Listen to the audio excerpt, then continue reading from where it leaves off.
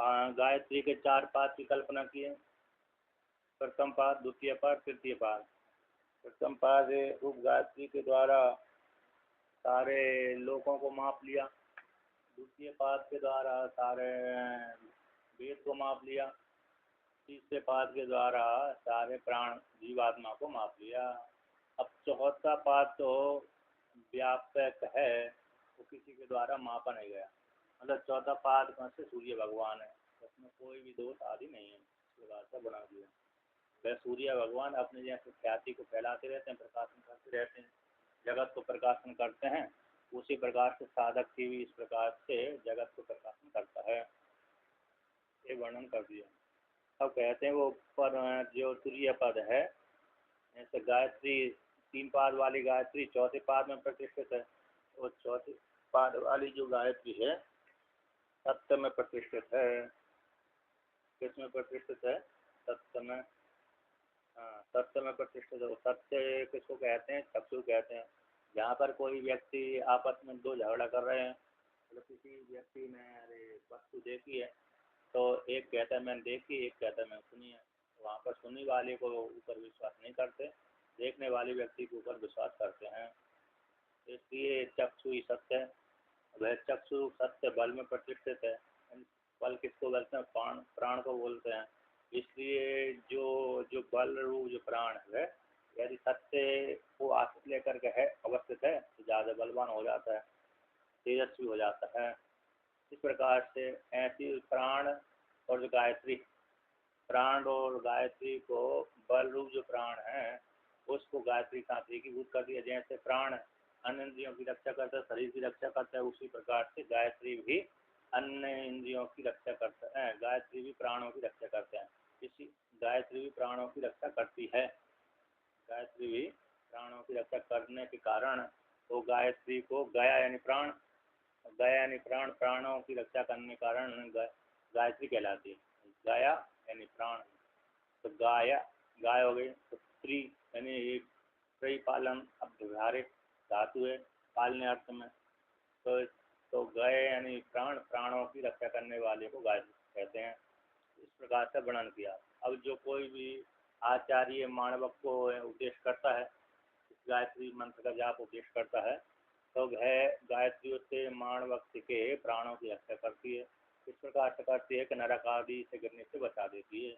यदि जाप करता है तो क्या करता है? वह गायत्री का मंत्र लेकर के यदि जाप करता है तो गायत्री उसको नरक आदि में गिरने से बचाती है। यदि जाप ही नहीं किया तो फिर तो बात अलग ही है। जैसे बहुत से व्यक्ति गुरु मंत्र लेते हैं, किसी न किसी महात्मा से गुरु मंत्र ले लिया, महात्माओं से ले लिया, ब्राह्मण आदि से ले लिया, लेकिन फिर क्या जाप नहीं करते? करते नहीं करते। बहुत से नहीं करते, बहुत से तो करते हैं लेकिन बहुत से नहीं भी करते हैं। तो फिर उनको वो मंत्र रक्षा नहीं करता। क्यों नहीं कर रहा मंत्र रक्षा? क्योंकि उन्होंने जाप ही नहीं किया। यदि जाप करते तो मंत्र रक्षा करता, जाप ही नहीं किया तो इसी मंत्र रक्षा भी नहीं करता। इस प्रकार से जो कोई भी आचार्य मानवक को देता है ये मंत्र, गायत्री का उपदेश करता है, तो गायत्री उसके प्राणों की रक्षा करती है। इस प्रकार से वर्णन कर दिया। अब उसी को यहाँ पर वर्णन करते हैं कि सत्य का स्वतंत्र के प्रति कहते हैं तद्व तद देहि तुरीय है पद आश्रयम सत्यम बलहे प्रतिष्ठितम। कह रहे तुरीय पद को आश्रय, तुरीय है पद का आश्रय कौन है? सत्य है। तुरीय किसमें स्थित है? यानी गायत्री का तीनों गायत्री, 3 पाद वाली गायत्री तुरीय में प्रतिष्ठित है। तुरीय को आश्रय करके चौथे पाद जो तुरीय है परोरा ऋषि है, यानी आदित्य भगवान है। कैसे? आदित्य भगवान तुरीय। तब है आदित्य रू जो परोरज है, परोरज ऋषि जो सभी को ऊपर रह करके सभी को प्रकाशन करता रहता है। ऐसा जो तुरीय पद है, तुरीय पद किसमें प्रतिष्ठित है? तुरीय पद का अर्थ सत्य, सत्य में प्रतिष्ठित है। सत्य कहते हैं, सत्य किसमें प्रतिष्ठित है?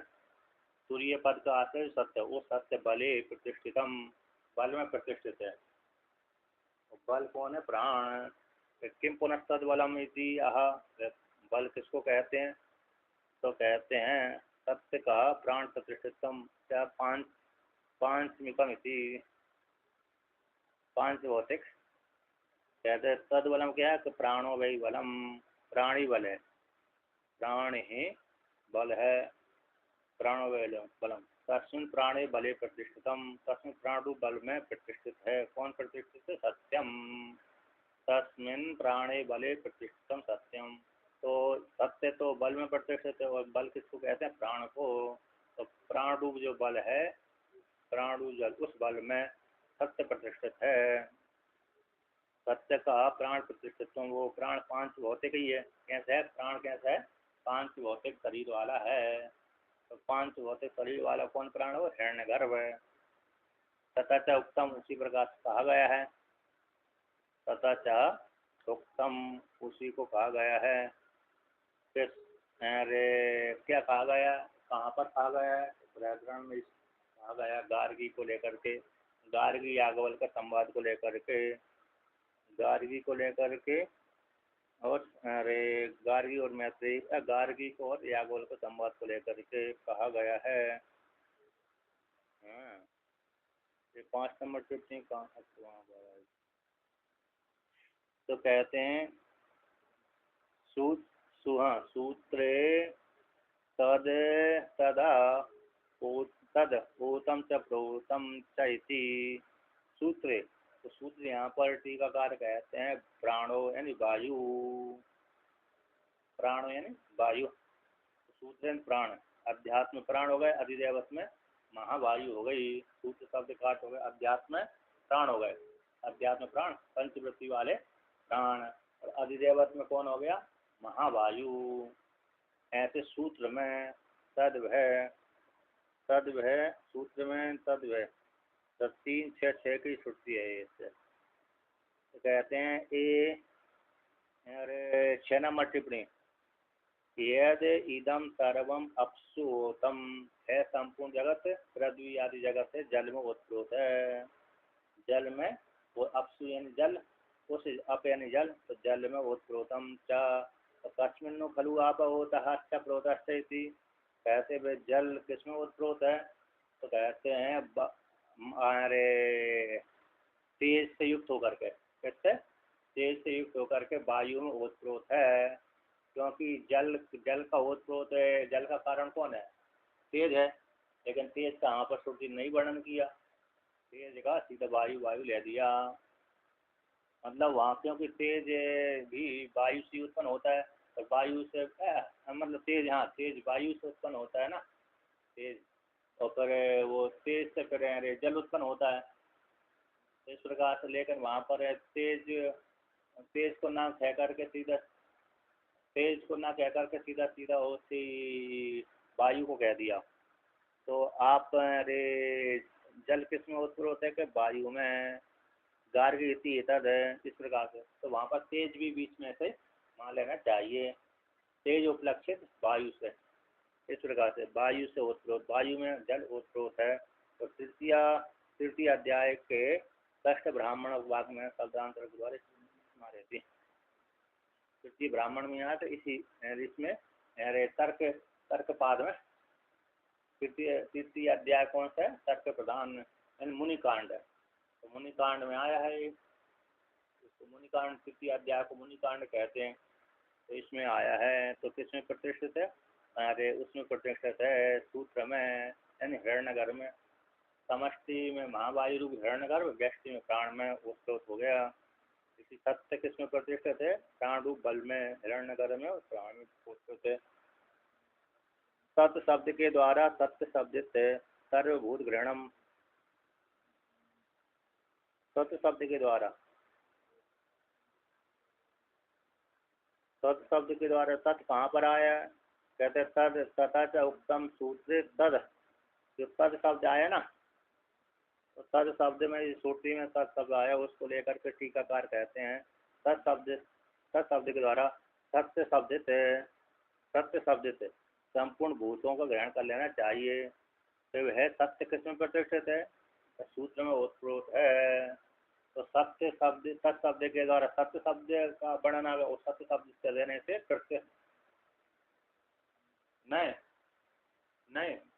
यहाँ पर सत्य शब्द किसका वाचक हो रहा है? यहाँ पर कहते सत्य शब्द का, सत्य शब्द। तो सत्य शब्द से किसको ले लेना चाहिए? संपूर्ण भू समुदाय को ले लेना चाहिए। संपूर्ण भूत समुदाय को जो प्रत्यक्ष दिख रहे हैं, प्रत्यक्ष दिख रहे हैं, क्योंकि वायु में है ना, वायु से प्रत्यक्ष नहीं दिखती, चक्षु इंद्रिय का विषय नहीं बनती।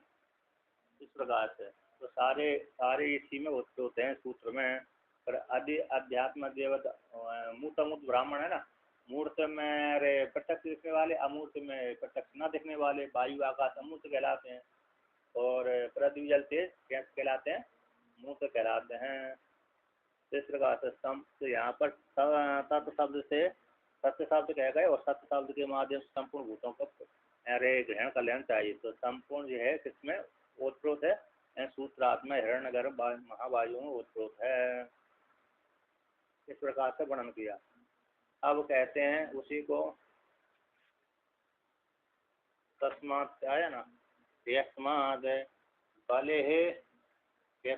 बले सत्यम प्रतिष्ठम तस्माद् आहुर्बलम सत्याद ओगियम व सत्याद ओगिया ओजिहा ओजस्तरम इति अर्थः। यस्मात् जिस कारण से सत्य बल में प्रतिष्ठित है, सत्य किसमें प्रतिष्ठित है? बल में प्रतिष्ठित है। यस्मात् जिस कारण से, तस्मात् उसी से, सत्य बल में प्रतिष्ठित है। इति लोक प्रसिद्धि को प्रमाण करते हैं, लोक प्रसिद्धि को दिखलाते हैं। तो लोक प्रसिद्धि कैसी है? सत्य बल में प्रतिष्ठित है, ये लोक में भी प्रसिद्ध है। तो लोक में प्रसिद्ध कैसा है? तो कहते तस्मात् इसी दूसरे, यस्मात् जिस कारण से सत्य बल में प्रतिष्ठित है, यस्मात् जिस कारण तस्मात् उसी दूसरे। आहु लौकिकहा, आहु काट हो गया, लौकिकहा लौकिक लोग कहते हैं। तो इसके पास में किसका बल है? अमुक व्यक्ति के पास में, अमुक स्त्री के पास में, अमुक पुरुष के पास में किसका बल है? तो सत्य का बल है। किसका बल है? सत्य का बल है। यद्यपि शारीरिक बल तो है ही उसके पास में, लेकिन दूसरा बल कौन सा है? मानसिक बल, सत्य का बल है। इसलिए सत्य के बल से हल ही नहीं रहा, हम इसको पराजित नहीं कर पाते। कहते आहु बलम, इसके पास में बल है, लेकिन किसका बल है? तो सत्याद, सत्याद है, सत्य का बल है। ओगी है ना, तेजस्वी, ओजी है, ओगी का अर्थ करती है ओजी है, ओजी का अर्थ हो गए ओजस तरम इति। अन्य बलों का अपेक्षा है ये, जैसे भाई बंधु का बल होता है, भाई बंधु का बल होता है, लेकिन भाई बंधु का बल कभी कभी कह रहे वो काम नहीं देता। काम क्यों नहीं देता? क्योंकि भाई बंधु यदि झूठ बोल दें तो, भाई बंधु कैसे झूठ बोल रहे हैं, अथवा मित्रगण आदि हैं तो वो झूठ बोल रहे हैं, तो झूठ बोल देते हैं तो फिर वो उसका बल फीका हो जाता है ना, भाई बंधु का, परिवार का, धन आदि का। लेकिन जिसके पास में सत्य बल है, तब सत्य बल है तो फिर वो बल कैसा हो जाता है? श्रेष्ठ कहलाता है। इसलिए अमुक स्त्री पुरुष के पास में कौन सा बल है? कहते हैं सत्य का बल है। तो सत्य के बल से वह तेजस्वी है। इसलिए परा सत्य की जीत हो ना, सत्य में गयते, ये श्रुति है। कहाँ की श्रुति है? मुंडक उपनिषद की श्रुति है। न अनृतम, तो अनृत की विजय नहीं प्राप्त होती, सत्य में जैसे न अनृतम, ये श्रुति है। तो इस प्रकार से सत्य की विजय होती है। तो इसके बाद में किसका बल है? सत्य का बल है। इस प्रकार से ओजस तरम है। तो तरफ जो प्रत्यय होता है, तरफ प्रत्यय दो में से एक को निर्धारण करने के लिए अन्य बलों की अपेक्षा ही सत्य का बल कैसे श्रेष्ठ होता है। अब आगे कहते हैं, उसी को और सिद्ध करते हैं। तो लोकेपि यस्मिन् ही यदा आश्रितं भवति तस्माद् आश्रिताद् आश्रयस्य बलवत्तरत्वं प्रसिद्धम।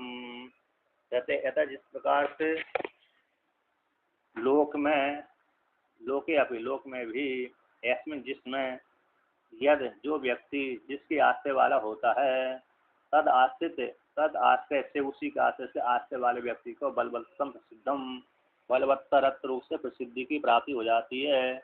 जैसे एक राजा ने, दो राजा आपस में झगड़ा कर रहे, दो राजाओं ने आपस में क्या कर लिया? झगड़ा कर लिया राज्य को लेकर के। किंतु एक जो कमजोर राजा था उसने बड़े राजा के साथ मित्रता कर ली, आश्रय ले लिया।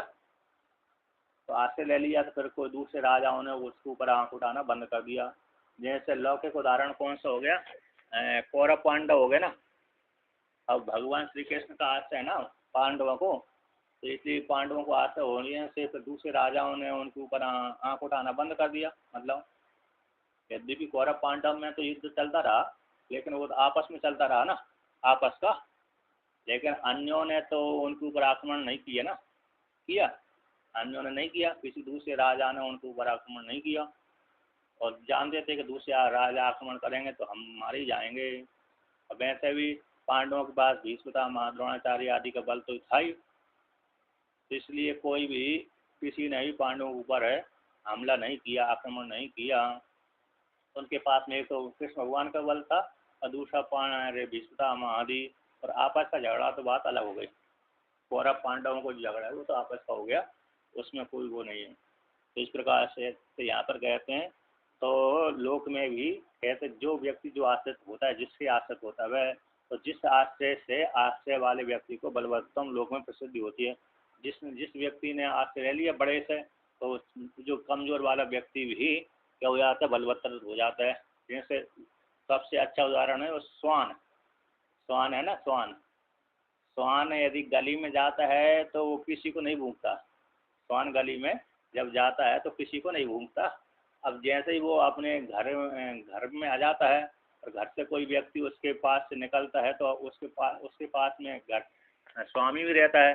तो स्वान के घर में, स्वान जिस घर में है उसका स्वामी, तो स्वामी के बल को देख करके वो स्वान क्या करता है, कमजोर से कमजोर व्यक्ति को भी, बलवान से बलवान व्यक्ति को भी डरा देता है। भूखता नहीं बोलता भाई। स्वान गली में जा करके पूंछ दबा के भाग जाता है स्वान, लेकिन भाई जब स्वान अपने स्वामी के घर में पहुंच जाता है और पहुंच करके कोई व्यक्ति उसके घर से वहां से निकलता है ना, तो भयंकर भूखता है। देखा ही है आपने, है ना? आप तो नहीं पालते आप नहीं, कहते हैं बहुत बहुत है, अरे मतलब अच्छा नहीं मानते उसको, स्वान को अच्छा नहीं मानते। इसमें एक एक एक है ना, एक कहानी सुनाता हूँ। जानामि धर्म अरे जानामि नागेंद्र तव प्रभावम कंठे स्थितो गर्जसी शंकरस्य बलम प्रधानम न जानामि नागेंद्र तव प्रभावम कंठे स्थितो गर्जसी शंकरस्य स्थानम प्रधानम न बलम प्रधानम स्थान स्थितो का पुरुषोपि सूरा जानामि नागेंद्र तव प्रभावम कंठे स्थितो गर्जसी शंकरस्य स्थानम प्रधानम न बलम प्रधानम स्थान स्थितो का पुरुषोपि सूरा। ये श्लोक है, किसी कवि का है। ऐसे गरुड़ भगवान किसी काल विशेष में शिवलोक से ऊपर होकर के अरे पृथ्वी लोक में आ रहे होंगे, वैकुंठ लोक से। तो वैकुंठ लोक से अब गरुड़ भगवान तो आकाश में उड़ने वाले हैं, तो शिव जी के लोक से ऊपर होकर के आ रहे थे। तो शिव जी ने क्या, शिव जी के गले में नाग पड़ा हुआ था। जैसे ही नाग ने देखा कि गरुड़ मेरे ऊपर से अतिक्रमण करके जा रहा था, वहां से उसने बैठे बैठे फुंकार मार दिया शिव जी के गले से, थोड़ा अरे अपनी ठंड बढ़ा करके। तो गरुड़ ने कहा, अरे कौन मेरी गति को रोकने वाला हो गया मेरी, यानी सर्प ने कहा कि रुक रुक, गरुड़ कहाँ जा रहा है। शिव जी के गले में पड़ा हुआ सर्प कहता है गरुड़ से कि हे गरुड़, तू कहाँ जा रहा है, हमारा अतिक्रमण करके कहाँ जा रहा है, इस रास्ते से, इस मार्ग से तुम नहीं जा सकते।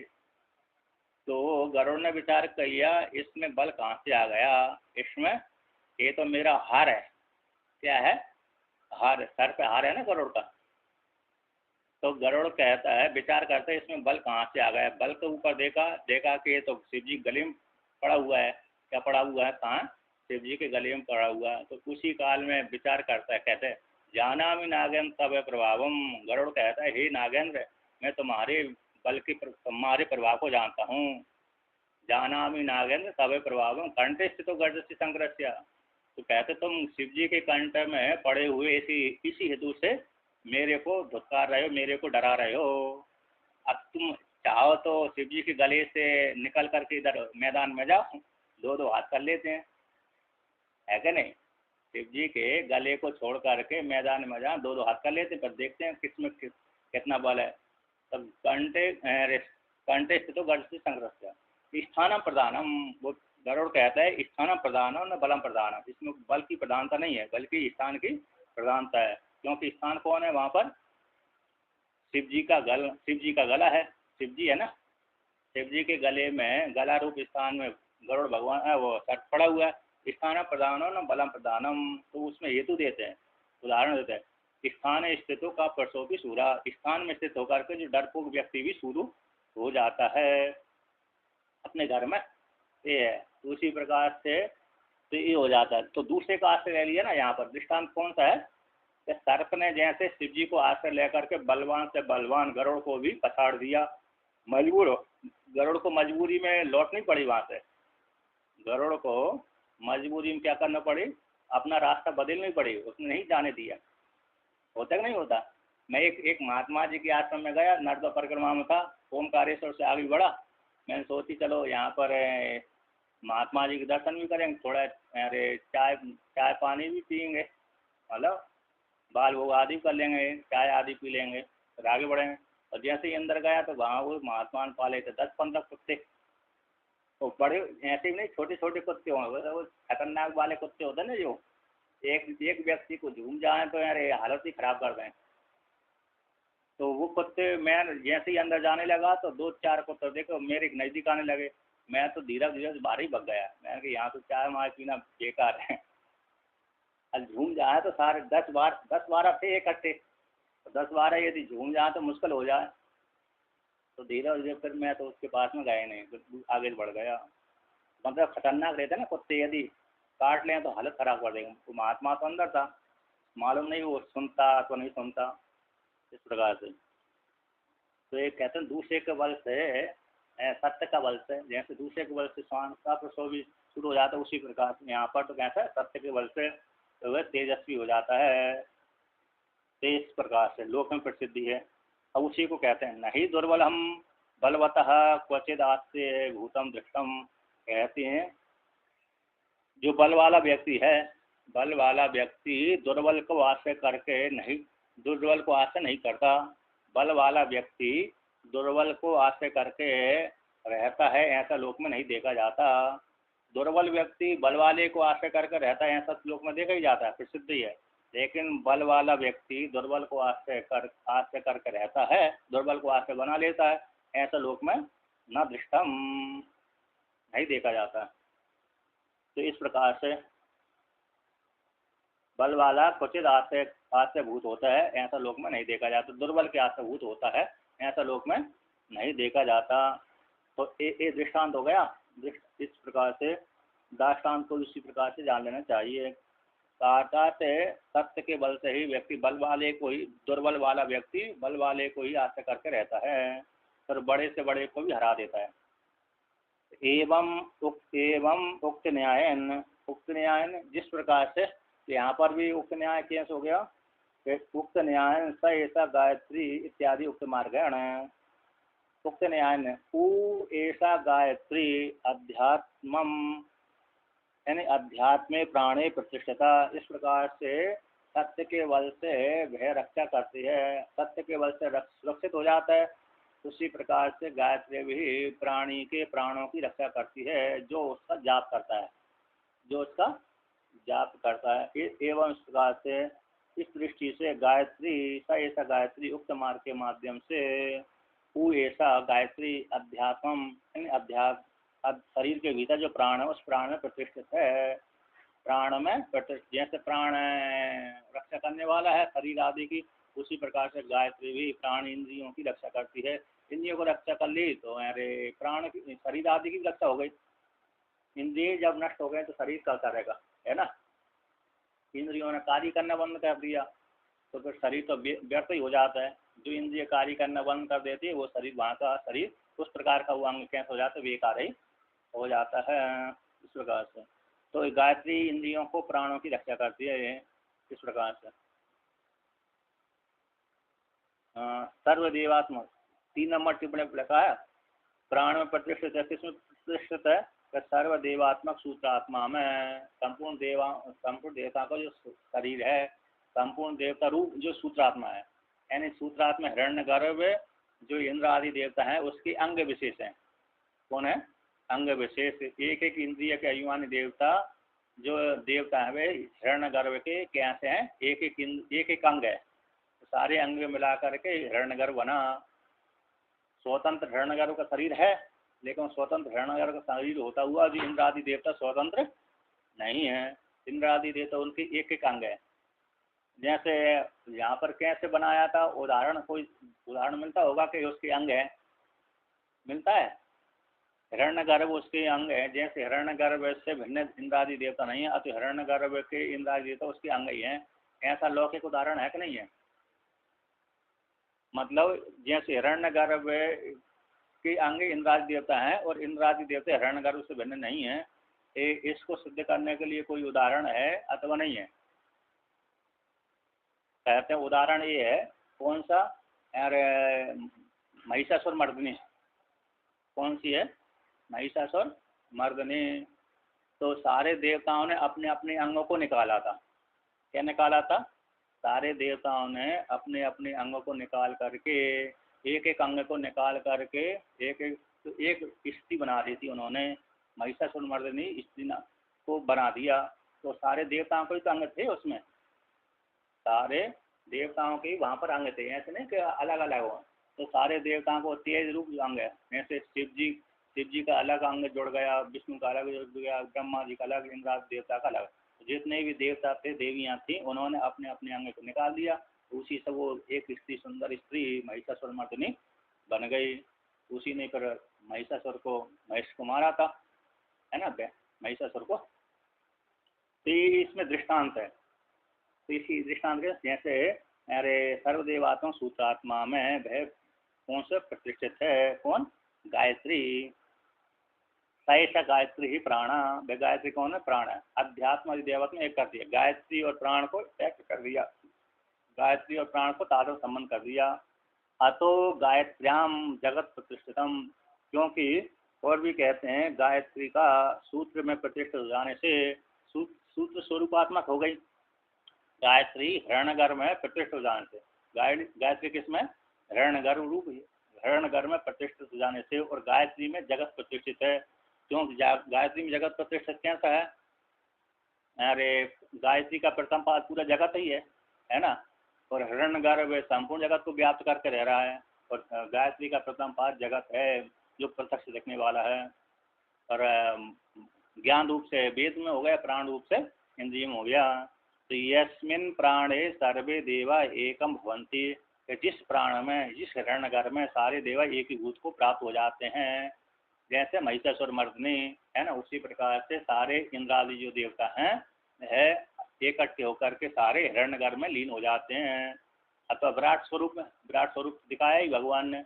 विराट स्वरूप यहाँ पर दूसरा उदाहरण हो गया। फिर सारे देवता वहाँ पर दिख गए, मैं ही रामकृष्ण विष्णु सब सारा मैं ही हूँ, मेरे ही सारे विभूतियाँ हैं, ऐसा दिखला दिया भगवान ने वहाँ पर। उसी प्रकार से यहाँ पर सारे देवा इसी प्राण रूप परमात्मा में इन हिरण्यगर्भ में प्रतिष्ठित होते हैं, एक ही भूत हो जाते हैं। सर्वे वेदाः कर्माणि फलं च एवं गायत्री प्राण रूपा सती जगत आत्मा। सारे वेदा, और वेद हैं तो वेद के द्वारा प्रतिपाद कर्म ही है।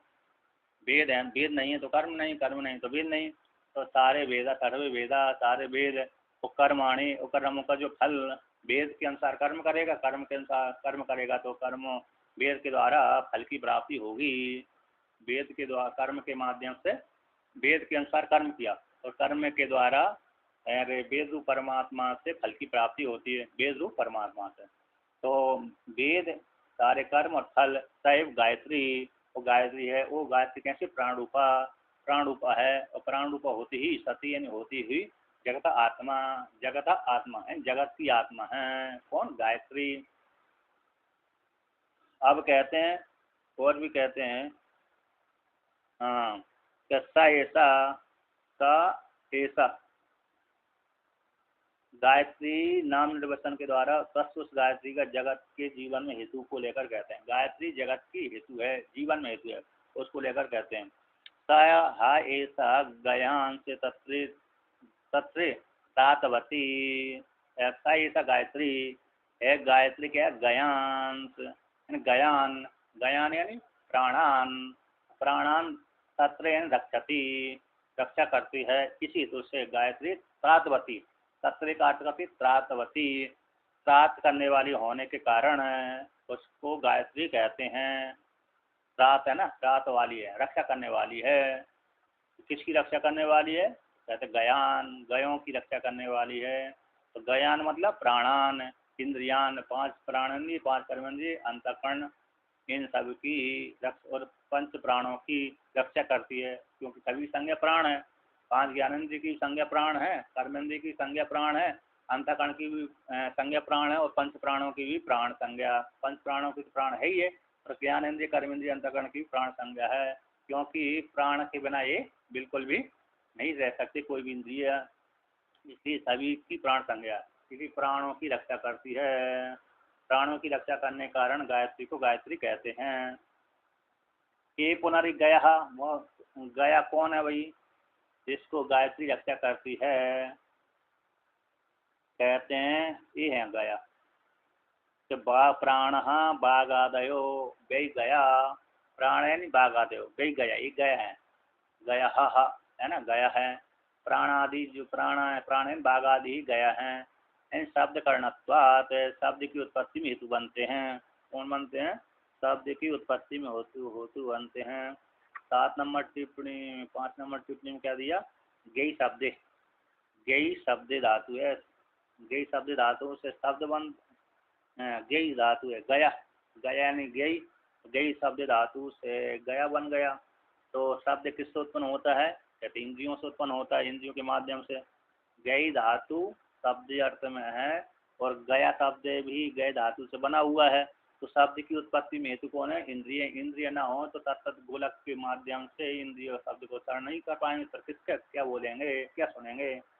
तो शब्द की निष्पत्ति में हेतु है कौन? ये प्राण, प्राण आदि है, शब्द आदि की उत्पत्ति में हेतु बनते हैं गोलक और इंद्रिय। सही, शब्द की उत्पत्ति में हेतु बनते हैं, इसलिए गायत्री कहते हैं। गया यानी प्राण, प्राण बाघ आदि प्राण गया है, तो वे गया प्राण कहते हैं, गया आदि इंद्रिय शब्द की उत्पत्ति में हेतु बनते हैं। कर्णत्वात्, कर्णत्वात् का 6 नंबर टिप्पणी दिया, शब्द निष्पत्ति हेतुत्वात्, शब्द की उत्पत्ति में हेतु बनते हैं। अब कहते हैं तांस, तत्रे स ऐसा गायत्री, तांस इन तान, तान इन प्राणान, तो प्राणान को तत्रे प्रातवती रक्षा करती है। कौन करती है? गायत्री। इस हेतु से उस प्राणों की रक्षा करने के कारण उससे गायत्री को गायत्री कहते हैं। तत्र यद यस्मात् गया तत्र तस्मात् गायत्री नामा।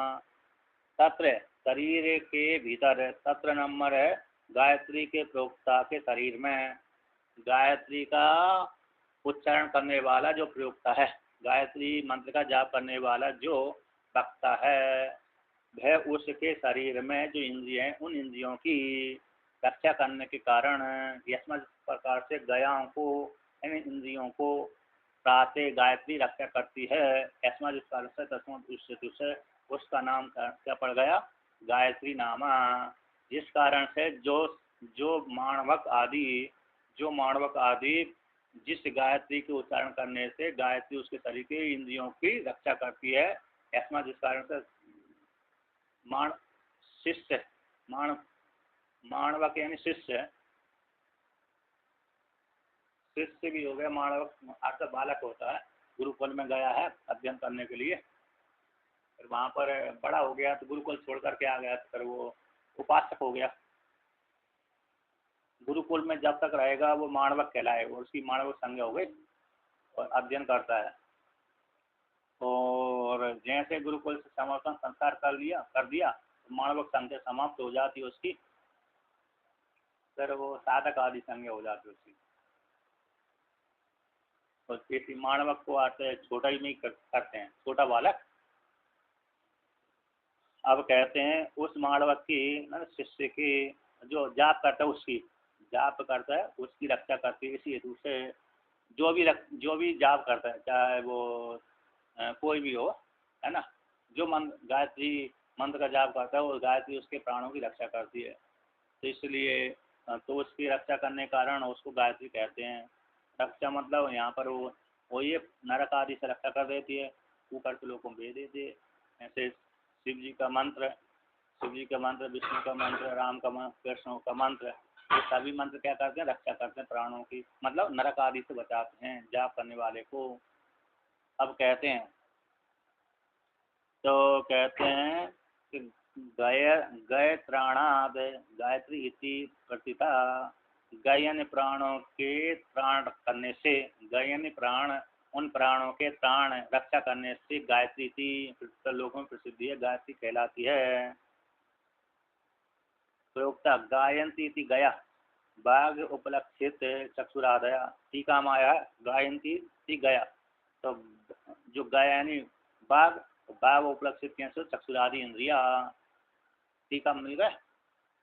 अंतिम पंक्ति की दूसरी पंक्ति के अंतिम में लाइन में दूसरी पंक्ति पहली अंतिम पंक्ति, तो गायंती थी गया, वो गया कौन है, बाघ हो गए, तो बाघ ये शब्द, तो बाघ उपलक्षित चक्षुरादि इंद्रिया, तो इन सभी की रक्षा करती है।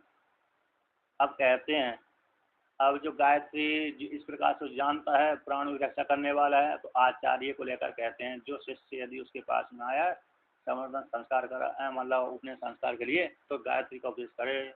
सा आचार्य उपनीय माणवकम अष्टवर्षम याम एव अमुम गायत्री सावित्री देवता काम अन्वाह पच्छो अर्धऋचसः अर्धऋचसः अर्धऋचसः समस्ता च एष एव सः साक्षात् प्राणो जगतः आत्मा माणवकाय समर्पित यह इदानीं व्याख्याता न अन्य ही है ना,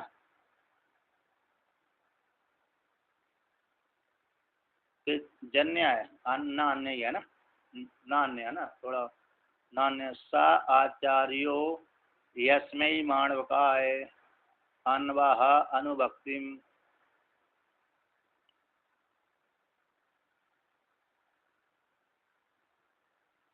अनान्य, अच्छा जी।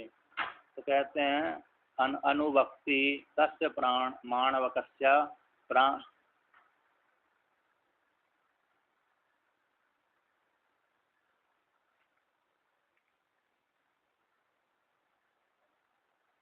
मकार है कि ना, मकार है वो,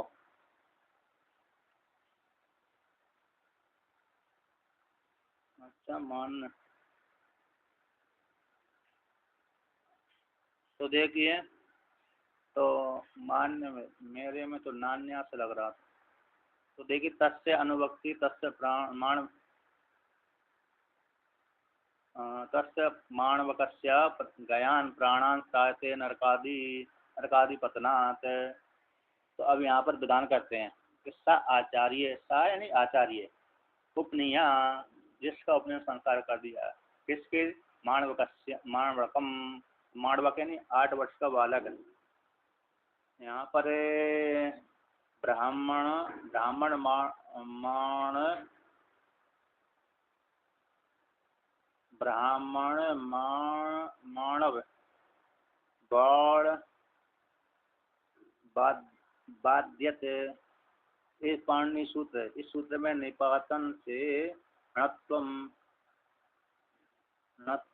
ततो अल्पार्थ में कन माणवको यानी बालकः तम। यहाँ पर कहते हैं ब्राह्मण माणव माणव अरे माणत्व मिस फ्रेंड्स देख रही है, ब्राह्मण माण बाड़ बद्यत, फिर पाणिनि सूत्र है, इस सूत्र से निपातन से अणत्व हो गया, निपातन से क्या हो जाएगा, अणत्व कर दिया। ब्राह्मण माण ब्राह्मण अणा बाण बद्यते, इस सूत्र स्टूडेंट समझ नहीं आ रहे, तो अल्प अर्थ में कन भी कर दिया, अल्प अर्थ में कन कर दिया, तो अल्प अर्थ में जो कन हो गया तो माणवक हो गया, कैसे हो गया, माणवक। इन माणवको ठीक है ना। माण वक इस प्रकार से बालक उस ऐसे बालक को। ब्राह्मण ब्राह्मण शब्द में माण का आदेश कर दिया, निपातन कर दिया और कन भी कर दिया, हणत भी कर दिया, ठीक है ना, और कन कर दिया अल्प अर्थ में। इस प्रकार से जानना चाहिए। ऐसे जो माणवक है, तो ऐसे माणवक मतलब ब्राह्मण क्षत्रिय वैश्य शूद्र है। ब्राह्मण है, क्षत्रिय वैश्य, तीन को अपने संस्कार कर देते हैं। तो ऐसे ब्राह्मण का बालक को कितने में कर दिया, कहते हैं 8 वर्ष की अवस्था में। माणवकम 8 वर्षम, जो 8 वर्ष की अवस्था का बालक है उसको गायत्री को उपदेश कर दिया। तो बाद में फिर जाप करता रहता है, जब तक वो संन्यास नहीं लेता है तब तक जाप करता रहता है। तो 8 वर्ष के बालक को क्या कर दिया, उपनयन संस्कार कर दिया। तो यहाँ हम एव अमुम, तो जिसको याम जिसको, अमुम उसको, इस प्रकार से याम याम एम अमुम उसको, याम इसको, इसको ही इन अमुम उसको, इसको गायत्री को, इन गायत्री सावित्री को 8 वर्ष के जो बालक है उसको अपने संस्कार करके क्षत्रिय के बालक को 12 वर्ष में करते हैं और वैश्य के बालक को 16 वर्ष में क्या करते हैं, अरे उपनयन संस्कार करते हैं।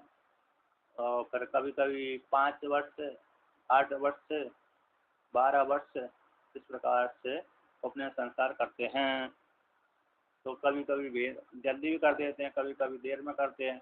8, 12, 16 तो अंतिम है, 8, 12, 16 अंतिम है, लेकिन 5 से लेकर के 8 के बीच में ब्राह्मण का, 8 से लेकर के 12 के बीच में क्षत्रिय का, 12 से लेकर के 16 के बीच में वैश्य का उपनयन संस्कार कर देते हैं। उपनयन संस्कार के गायत्री कैसे सविता है, सवित्री को, सविता देवता को, सविता की कामना करने वाले उसको, जिसका उपनयन संस्कार हो गया उसको गायत्री का उपदेश कर देता है। अन्वहा यानी उपदेश कर देता है जिसको उपनयन संस्कार हुआ उसको। तो किस प्रकार से गायत्री का उपदेश करे आचार्य, किस प्रकार से उसको क्या करे, आदेश करे, उपदेश करे। कहते पच्छो अर्ध ऋचसः, पहले पाद से दे, पाद से गायत्री का उपदेश करे। पाद से कैसे, जैसे तत् सवितुर्वरेण्यम, एक पाद दे दिया, वो उपदेश कर दिया। तत्सवितुर्वरेण्यम भर्गो देवस्य धीमहि, दूसरा पाद बोल दिया। धियो यो यो ना प्रचोदयात्, ये तीसरा पाद बोल दिया।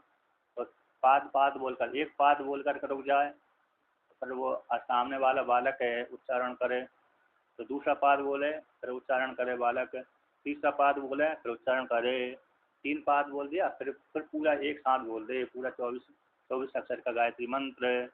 पहले पाद को लेकर के उच्चारण उपदेश करे, दूसरे नंबर पे अरे एक साथ ही बोल दे।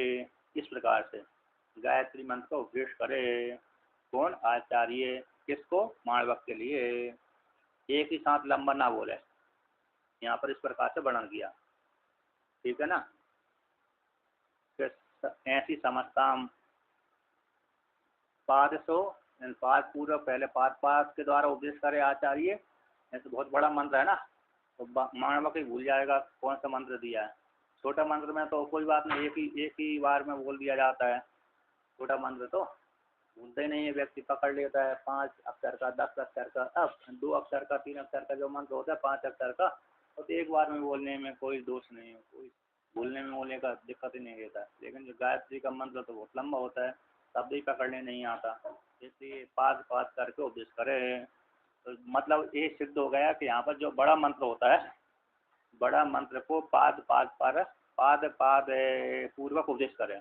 इसी पाद कौन सा है, जब पाद होता है, अरे जिस अक्षर वाला वो होता है ना, अरे पाद अनुष्टुप छंद है तो 8 अक्षर वाला बोले, इंद्रवर्ग है तो उस प्रकार का बोले, शिकर्णी छंद वाला है तो उस प्रकार का बोले, जहाँ पर जिस प्रकार से उच्चारण किया जाता है।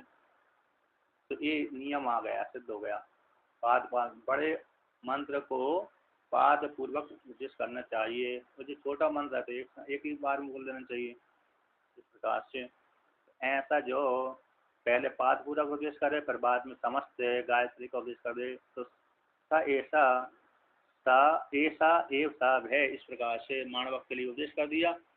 उपदेश करने के पश्चात एक सावित्री, सावित्री गायत्री एक ही है ना। गायत्री, गायत्री का अभिमान देवता कौन है? सविता ही है। गायत्री का अभिमान देवता कौन है? सावित्री देवता।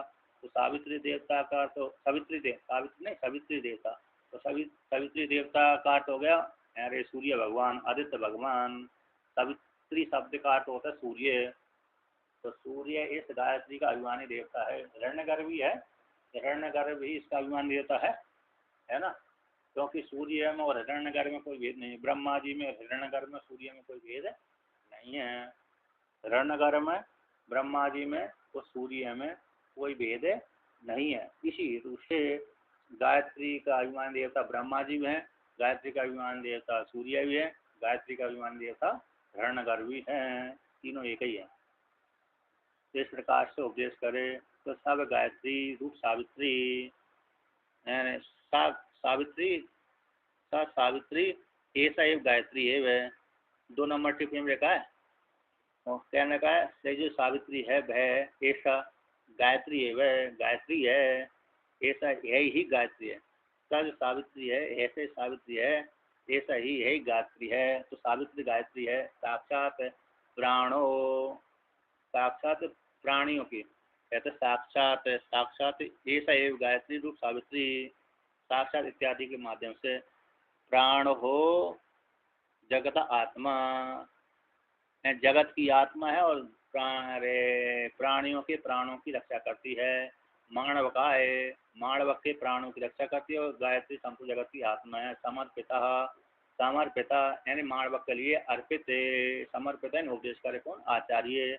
उपदेश करके, उपदेश समर्पिता एंड उपदेशिता, उपदेश करके यह इदानीम व्याख्याता, इस प्रकार से व्याख्यान व्याख्याता इदानीम वर्तमान काल में व्याख्याता ऐसे मान, अच्छा मान्य है यहाँ पर है?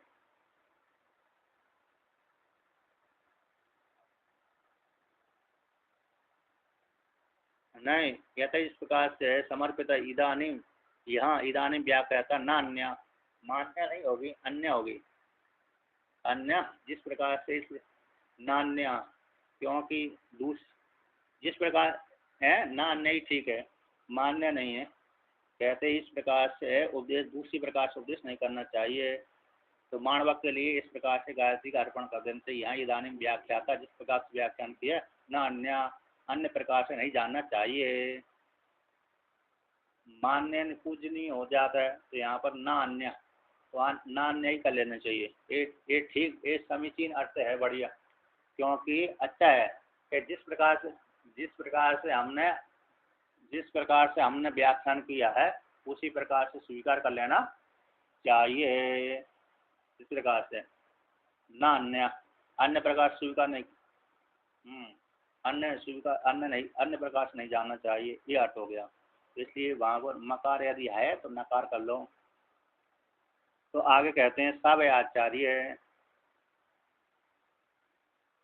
अब आगे कहते हैं स आचार्य यस्मय मानव का है, जिस वह आचार्य जिस मानवक के लिए, यानी आचार्य गायत्री उपासक। यहाँ पर आचार्य कैसे? गायत्री का उपासक है। आचार्य भी गायत्री की उपासना करता है, तो उसने अपने गुरु से दीक्षा लिए है ना। उसने जब मानवक रहा होगा उस काल में अरे उसने उपास दीक्षा ली आचार्य से। अब आचार्य दीक्षा लेकर के अध्ययन किया, गायत्री का जाप करता रहा। गायत्री का जाप भी करता है, जब तक संन्यास नहीं लेता तब तक गायत्री का जाप करता ही रहता है। संन्यास लेता है तभी क्या होता। तो इस प्रकार से यहाँ पर जो गायत्री, गायत्री उपासक है आचार्य यस्मय मानवका है, जिस मानवक के लिए अनवाह अनुभक्ति उपदेश करता है। तस्य उस जिसके लिए करते हैं तो उसके उस मानवकस्य उस मानवक के गयान प्राणान उन प्राणों को सायते गायत्री रक्षा करती है। किससे रक्षा करती है? नरक आदि पतनात्, नरक आदि के पतन से गायत्री क्या करती है? रक्षा करती है। क्योंकि जाप करेगा, मंत्र का जाप करेगा, गायत्री मंत्र का जाप करेगा तो नरक में घुस जाएगा, है कि नहीं। और जो मंत्र का जाप करते नहीं, भली गायत्री का जाप मंत्र ले लिया, भली गायत्री का मंत्र ले लिया कि हमने गुरु तो बना लिया, लेकिन जाप ही नहीं करता।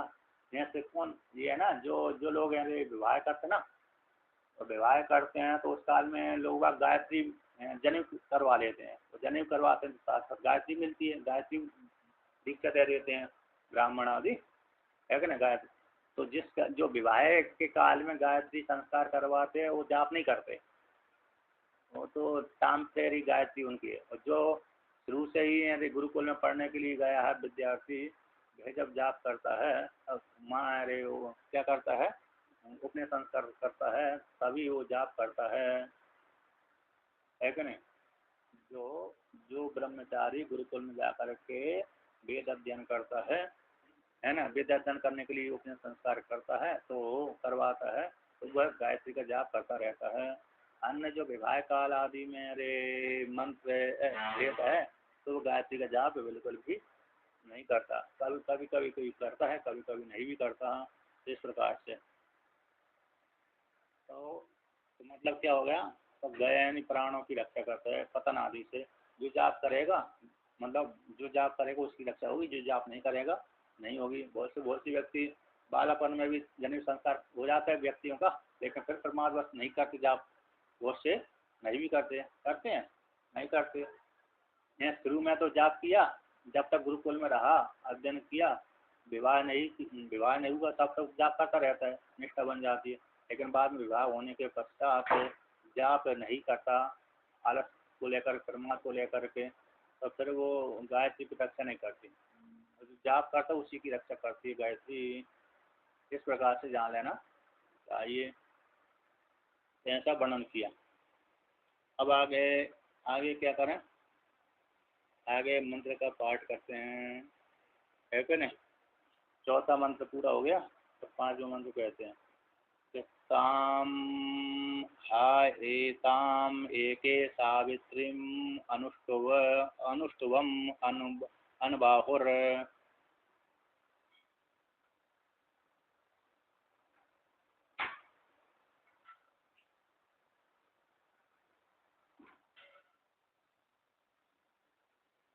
बाघ अनुष्टुव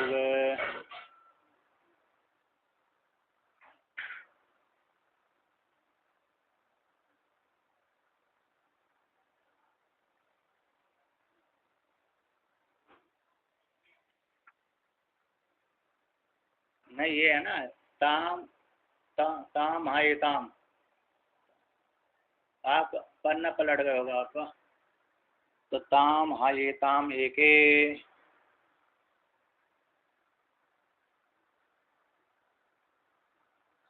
सावित्रीम अनुष्टुवम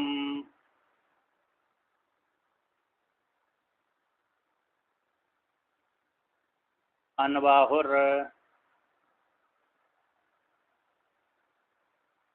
बाघ अनुष्टुभ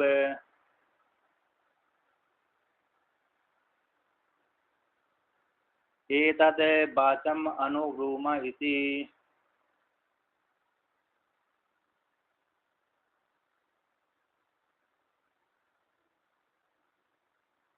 न तथा कुर्याद।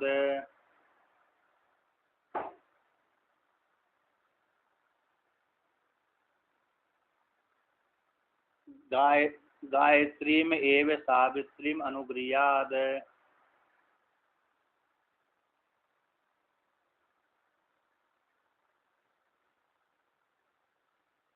यदि हा वा अपि एपं विद।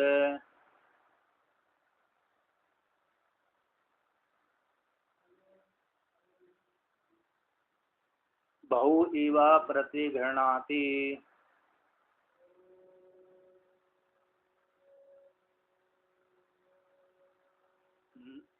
न ह एव तद् गायत्र्यः एकञ्चन पदं प्रति।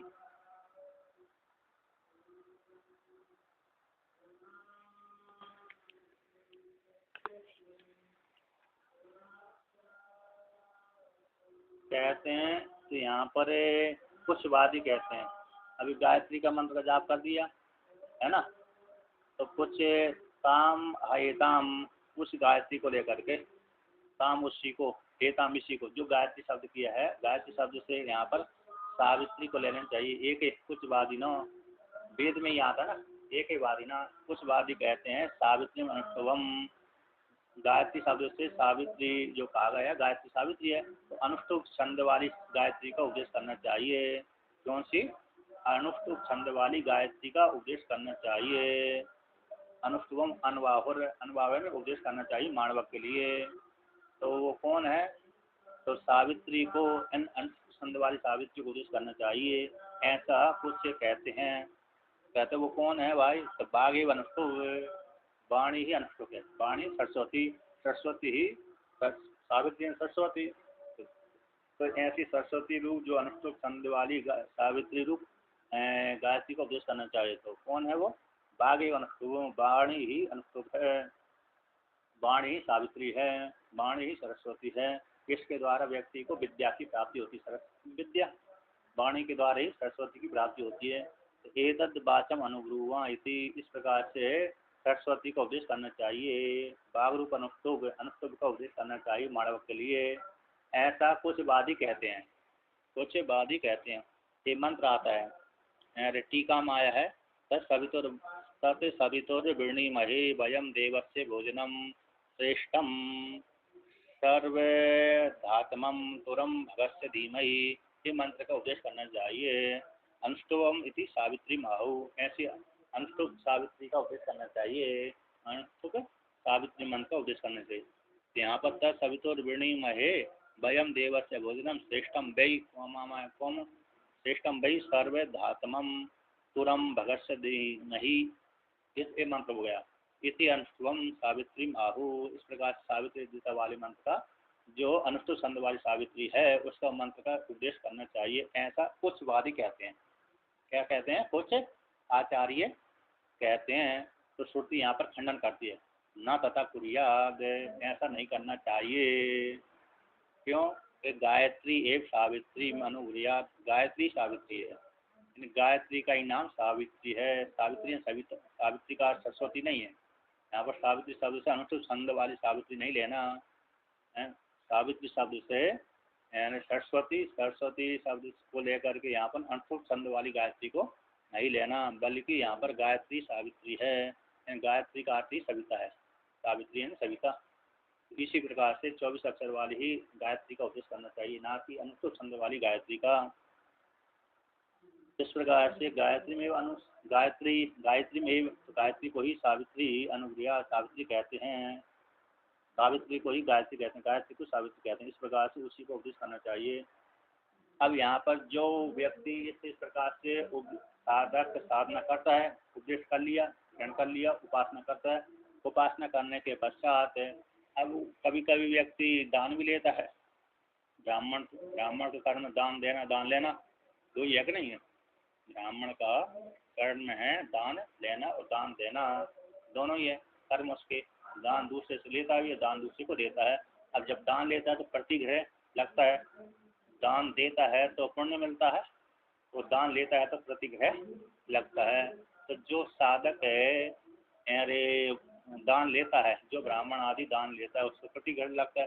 प्रतिग्रह पाप, प्रतिग्रह का तो दोष, दोष लगता है। तो क्या दोष उसको हानि पहुंचाता है, तो उसको लेकर कहते हैं कि यदि हा वा एन अपि एवं विदः बहु वा प्रतिगृह्णाति। कहते यदि एवं विदा, जिस प्रकार गायत्री उपासना करने वाला चार पाद वाली गायत्री को जानने वाला उपासना करने वाला साधक है, बहु के समान, बहु है ना, भैवी बहु है, तो बहु के समान प्रतिगृह्णाति, बहुत प्रतिग्रह ले लेता है। तो बहुत प्रति ले लेने के पश्चात भी कथन न एव तद गायत्र्य एकंचनम पदम प्रति है, बहुत ही जो प्रतिग्रह उसने ले लिया, प्रतिग्रह से उत्पन्न होने वाला दोष है, उसके गायत्री की एक पाद के बराबर भी नहीं है। गायत्री के एक अंचना यानी एक पदम प्रति, एक पाद के प्रति वह प्रतिग्रह नहीं बन पाता। इतने बड़े गायत्री का सामर्थ्य है। यदि उसने बहुत सा प्रतिग्रह ले लिया तो प्रतिग्रह लेने से दोष बन जाता, फिर वो हानि पहुंचाएगा, उसको परेशान कर देगा। ऐसे प्रतिग्रह जिसके पास में याद हो जाते ना, व्यक्ति परेशान हो जाता है, दुखी हो जाता है। ऐसे एक उदाहरण आता है, एक व्यक्ति ने बहुत पाप किए थे, प्रतिग्रह दान लेना धन दूसरे से धन ले लिया। मतलब जैसे ब्राह्मणों यजमान होता है ना, यजमान क्या करता है, अपने पुरोहित से बोलता है कि मेरा एक अनुष्ठान कर दो। तो पुरोहित क्या करता है, उसका अनुष्ठान ही तो करता है। तो बदले में यजमान क्या देता है, उसको धन दान देता है, धन देता है, मैं तुमको मेरा रुद्राभिषेक कर दो। ऐसा पुरोहित यजमान ने पुरोहित से बोल दिया ब्राह्मण से, तो ब्राह्मण ने क्या कर दिया, उसको क्या कर दिया, अभिषेक कर दिया। तो फिर कोई समस्या नहीं है ना। तो नहीं किया तो फिर प्रतिक्रिया तो बना, धन ले लिया उसने, धन ले लिया। जैसे जैसे लोग घर जीवन वाले व्यापारी घर जीवन वाले होते ना, आश्रमों में जाकर दान तो करते ना, क्या करते हैं, दान करते हैं। और जिस आश्रम वालों ने वो दान लिया है तो उसके ऊपर दोष बढ़े कि नहीं बढ़े, प्रतिग्रह लगा कि नहीं लगा, उसके ऊपर प्रतिग्रह लगता है। तो प्रतिग्रह लगने से फिर उसको परेशानी हो जाती है। अब जिस आश्रम वाले ने अकेले ही भोग करता रहता है और अकेले कोई परेशानी पहुंचा देता है वो धन, और सभी को बांट कर खाता है तो कोई दोष नहीं देते, या तो भगवान को अर्पण करके खाता है कोई दोष नहीं है। लेकिन व्यक्तिगत आकर के व्यक्तिगत को भोग करने लगता है तो दोष बना देता है, भाई वही होगा प्रतिग्रह का अर्थ। जैसे एक पुराण है, पुराण का उदाहरण है। तो एक व्यक्ति बहुत पापात्मा था। तो पापात्मा होने के कारण उसने अपने एक सोने की शनि की मूर्ति बनाई, शनि की मूर्ति बना करके बीच बाजार में सोने की मूर्ति बनाई और कहा कि मैंने इतने पाप किए, जो कोई भी मैं उसको दान करना चाहता हूँ मेरे पाप को दूर कर दे, तो सोने की शनि की मूर्ति ले ले। बीच बाजार में रख दिया, मैंने इतने पाप किए, उजागर भी कर दिया उसने। तो बहुत सुन करके लोगों ने दान नहीं लिया, बहुत से व्यक्तियों ने उसको सोने की मूर्ति नहीं ली। लेकिन एक ब्राह्मण ने 6 गायत्री प्रदर्शन किए थे। कितने किए थे? 6 गायत्री प्रदर्शन किया। बड़े तेजस्वी था, उसको धन की आवश्यकता थी। उसने कहा ठीक है मेरे को दे दीजिए, मैं आपके दोस्त मैं इस धन को इस धन को प्रतिग्रह को लेता हूँ। तो उसने कहा ठीक है, संकल्प कर दिए। तो संकल्प कर दिए, उसने ले लिया, संकल्प करके उसने दान ले ली, सोने की मूर्ति ले ली है।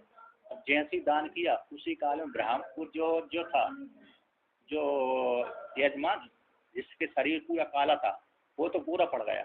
क्या हो गया? पाप उसके निवृत्त होते बुरा हो गया। किंतु जो ब्राह्मण ने दान लिया था गायत्री के 6 अनुष्ठान करने वाले, तो उसका शरीर काला पड़ गया। फिर उसी समय क्या हो गया? अरे उसका शरीर काला पड़ गया। तो ये पुराण की सच्ची घटना है। तो इस प्रकार से तो मतलब प्रतिग्रह ऐसा होता है दूसरे का। हाँ, तो गायत्री उस प्रत्यक्ष दिख गया। यहाँ पर लोगों के मन में दूषित हो जाते हैं। यहाँ पर कैसे होते हैं, व्यक्तियों के मन दूषित हो जाते हैं। दिखते तो नहीं है कि पापात्मा है कि पुण्य आत्मा है कि नहीं। ये तो मन दूषित हो जाता है, मन में विचार खराब उत्पन्न होते हैं दान प्रतिग्रह को लेकर के। तो देने वाले के तो पुण्य बढ़ते हैं, पाप निवृत्त होते हैं। लेने वाले के पुण्य समाप्त होते हैं, पाप बढ़ते हैं। यदि भजन कर लिया तो ठीक है, नहीं तो पचा लिया तो ठीक है, नहीं पचा पाया तो परेशानी पहुँचा देता है कि नहीं, परेशानी पहुँचा देता है। एक प्रतिग्रह का अर्थ हो गया। तो मतलब यहाँ पर गायत्री का उपासना करने वाले के एक पात के बराबर भी नहीं है, इस प्रकार से वर्णन कर दिया। तो इस प्रकार से जानना चाहिए।